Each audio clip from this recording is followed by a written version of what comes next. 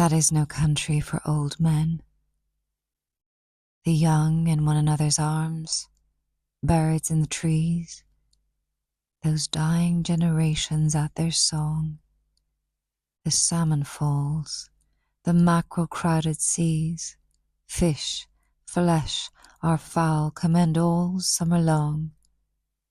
Whatever is begotten, born, and dies, caught in that sensual music, all neglect monuments of unageing intellect.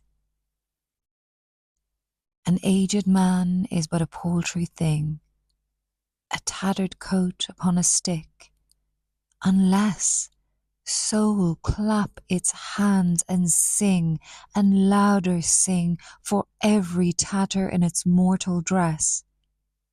Nor is there singing school but studying monuments of its own magnificence. And therefore I have sailed the seas and come to the holy city of Byzantium. O sages standing in God's holy fire, as in the gold mosaic of a wall, come from the holy fire, perne and gyre, and be the singing masters of my soul. Consume my heart away, sick with desire, and fastened to a dying animal. It knows not what it is, and gather me into the artifice of eternity.